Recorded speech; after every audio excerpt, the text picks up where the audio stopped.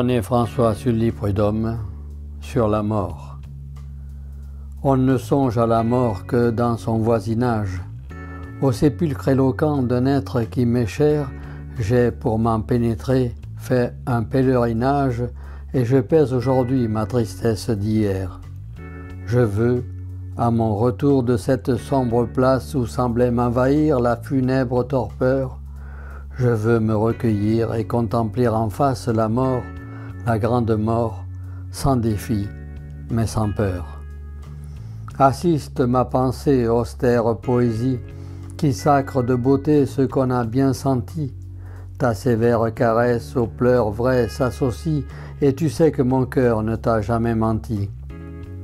Si ton charme n'est point un misérable leurre, ton art un jeu servile, un vain culte sans foi, ne m'abandonne pas précisément à l'heure où, pour ne pas sombrer, j'ai tant besoin de toi.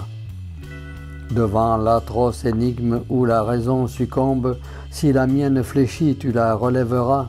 Fais-moi donc explorer l'infini d'outre-tombe sur ta grande poitrine entre tes puissants bras. Fais taire l'envieux qui t'appelle frivole, toi qui dans l'inconnu fais crier des échos et prête par l'accent, plus sûr que la parole, un sens révélateur au seul frisson des mots. Ne crains pas qu'au tombeau la morte sans offense, ô poésie, ô toi mon naturel secours, ma seconde berceuse au sortir de l'enfance, qui sera la dernière au dernier de mes jours. Hélas, j'ai trop songé sous les blêmes ténèbres, où les astres ne sont que des bûchers lointains, pour croire qu'échappé de ces voiles funèbres, l'homme s'envole et monte à de plus beaux matins. J'ai trop vu, sans raison, pâtir les créatures, pour croire qu'il existe au-delà d'ici-bas quelque plaisir sans pleurs, quelque amour sans torture, quelque être ayant pris forme et qui ne souffre pas. Toute forme est sur terre un vase de souffrance, qui, s'usant à s'emplir, se brise au moindre heurt. Apparence mobile entre mille apparences, toute vie est sur terre un flot qui roule et meurt. N'es-tu plus qu'une chose au vague aspect de femme? N'es-tu plus rien? Je cherche à croire sans effroi que ta vie et ta chair ayant rompu leur trame, aujourd'hui, morte, aimée, il n'est plus rien de toi. Je ne puis, je subis des preuves que j'ignore. S'il ne restait plus rien pour m'entendre en ce lieu, même après maintes années, y reviendrais-je encore, répéter au néant un inutile adieu? Serais-je épouvanté de te laisser sous terre, et navré de partir sans pouvoir t'assister dans la nuit formidable où tu gis solitaire? Penserais-je à fleurir l'ombre où tu dois rester? Pourtant je ne sais rien, rien, pas même ton âge. Mes jours font suite aux jours de ton dernier soupir. Les tiens n'ont-ils pas fait quelque immense passage du temps qui court au temps qui n'a plus à courir? Ont-ils joint leur durée à l'ancienne durée? Pour toi, s'enchaînent-ils aux ans chez nous vécus? Ou dois-tu quelque part immuable et sacré, dans l'absolu, survivre à ta chair qui n'est plus? Certes, dans ma pensée, aux autres invisibles, ton image demeure impossible à ternir. Où t'évoque mon cœur, tu lui, incorruptible, mais serais-tu sans moi, hors de mon souvenir?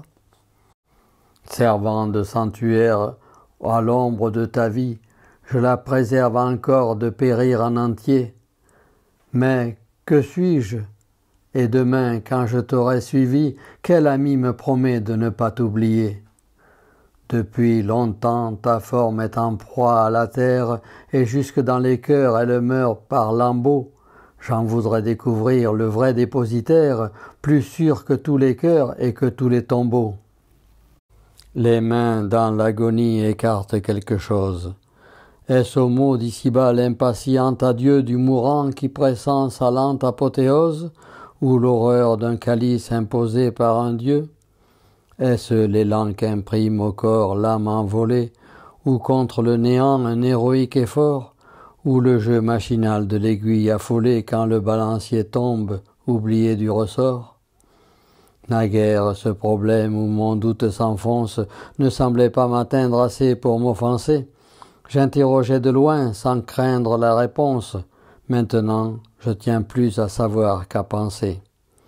Ah, doctrine sans nombre où l'été de mon âge, au vent froid du discours s'est flétri sans mûrir.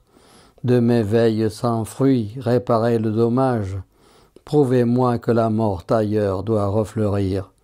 Ou bien qu'anéantie, à l'abri de l'épreuve, elle n'a plus jamais de calvaire à gravir, ou que, la même encore sous une forme neuve, vers la plus haute étoile elle se sent ravir.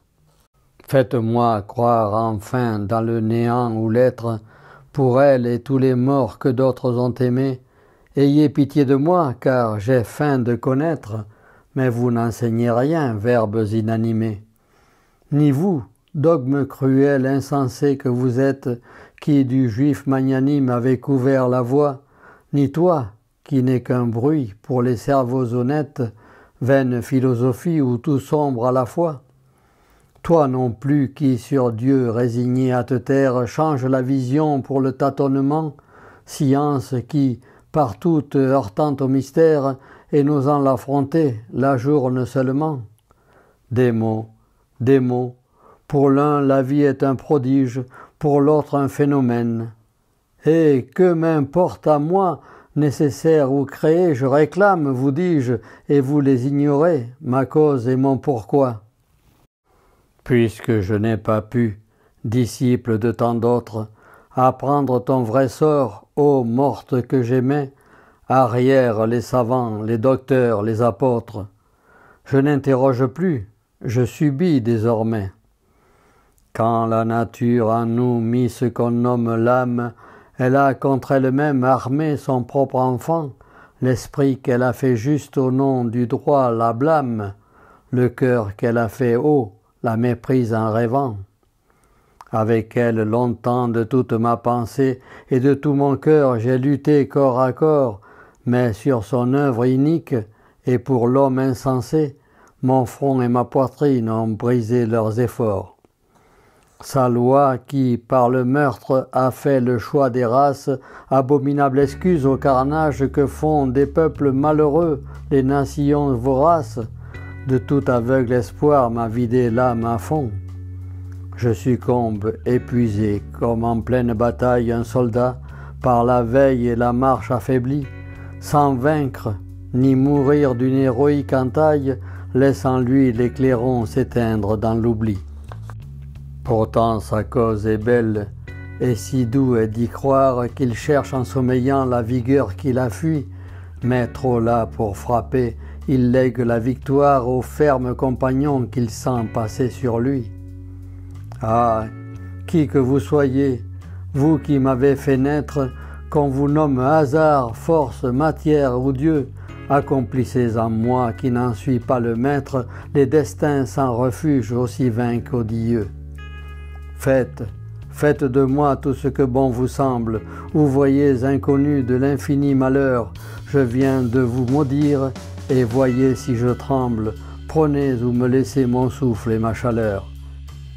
Et si je dois fournir aux avides racines de quoi changer mon être en 1000 êtres divers, dans l'éternel retour des fins aux origines, je m'abandonne en proie aux lois de l'univers.